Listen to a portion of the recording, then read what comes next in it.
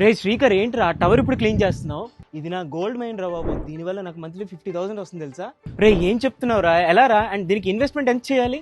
నేను ఎటువంటి investment చేయలేదురా, but ఇది ఇక్కడ ఉండడం వల్ల నాకు గవర్నమెంట్ 50,000 పే చేస్తుంది ఎవ్రీ మంత్. అవును, మనకి టెలికాం కంపెనీస్ ఉన్నాయి కదా, ఎయిర్టెల్, జియో, వోడాఫోన్, ఇలాంటివి మీ ప్లేస్లో అంటే మీ ప్రాపర్టీలో వాళ్ళ టవర్ని ఇన్స్టాల్ చేసినందుకు మీకు మంత్లీ రెంట్ అయితే పే చేస్తూ ఉంటారు. మీరు అర్బన్ ప్రీమియం లొకేషన్లో ఉంటే అప్ టు 50,000 అయితే రెంట్ వస్తుంది. అదే రూరల్ లొకేషన్స్ ఉంటే అరౌండ్ 25,000 వరకు అయితే మనకి రెంట్ వస్తుంది. అండ్ ఇందులో అడ్వాంటేజ్ ఏంటంటే మనం 1 రూపీ కూడా ఇన్వెస్ట్ చేయక్కర్లేదు. దీనికోసం మనం ఏమీ చేయక్కర్లేదు. కంపెనీ ఇన్స్టాలేషన్ కానీ, మెయింటెనెన్స్ కానీ, ఏమైనా లీగల్ డాక్యుమెంట్స్ ఉంటే అన్నీ అదే చూసుకుంటుంది. మనకు ఒక హ్యాజల్ ఫ్రీ ఎక్స్పీరియన్స్ అనుకోండి. దీంతో పాటుగా ఆ టవర్ పెడతారు కదా, దాని యొక్క రేడియేషన్ లెవెల్స్ అవన్నీ మనకి గవర్నమెంట్ స్టాండర్డ్ నార్మ్స్ ఉంటాయి కదా, దాని లోపల ఉండేలా చూసుకుంటారు. అలాగే ఆ స్ట్రక్చర్ని కూడా ఇన్సూరెన్స్ చేస్తారు. అలాగే రెగ్యులర్ మెయింటెనెన్స్ కూడా వాళ్ళే చూసుకుంటారు. సో ఇది కూడా మీరు పెట్టుకోవాలంటే మీకు రిక్వైర్మెంట్ ఏంటంటే మీ దగ్గర ఎంటీ స్పేస్ లేదంటే ఎంటీ రూఫ్ టాప్ ఉండాలి. అది కూడా 500 SFT నుంచి 2000 SFT ఉంటే చాలు. అండ్ డాక్యుమెంటేషన్ కూడా చాలా సింపుల్.